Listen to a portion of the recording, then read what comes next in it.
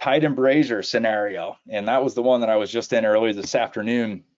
And these can be a real bear. It's probably, I think this is probably the hardest thing of the class 2 situations. And the reason it is, and I wrote here, tight embrasures can be ridiculous to restore. They can really make you feel like you're trying to work with your feet in the mouth. And the reason that they are is, I think, largely because they occur mostly between the first and second molars, which is already a hard area to work in, right? So it's kind of unfair.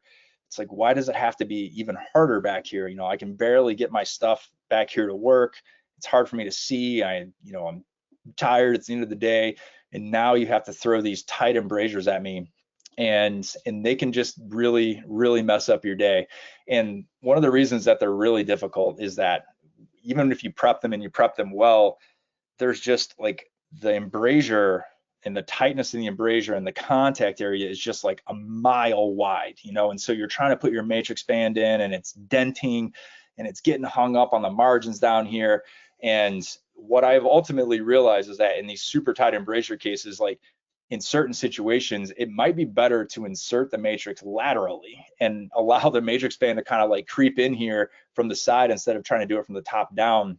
And that will allow a little bit of an easier insertion path and allow us to resolve the situation. And so in this case, this is what I did. And so I'll show what we did to modify this wedge, and I'll show it in detail later, but you may notice that there's only one wing on this wedge right now. And so when I get into these super tight embrasures, let me show this area again. When I get into these tight embrasures, the size of our wedge is going to matter, right? Because if you look at the space here and it's full of papilla, we can't put a traditional wedge into these areas. It's very difficult to do because there's not that much space. And sometimes you can identify these tight embrasures on x-rays and kind of be, preempted to be ready for it. And other times it looks like it's not tight, and then you get in there and it is tight. And so trying to fit the full wedge here may be overly difficult. So what I do is I snip off one of the wings, the wing that's not attached to the matrix band, and that gives me a nice skinny wedge wing here just to be able to glide into position there. And again, you can see we got gingival margin seal in this area. We've got our matrix band just covering our buccal and palatal portions of the preparation, and that's all you need. You don't need the matrix band to go, all the way over here. It doesn't have to do that. And if it did, it would make it really hard to put this in.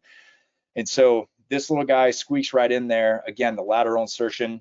And in these cases, the matrix and the wedge are so snug in there. This thing is like tight in there that if you get that kind of snug insertion and settling of everything, then I typically do not use a ring. You can see my matrix band was approximated nicely on the tooth there. And that's immediately after the restoration.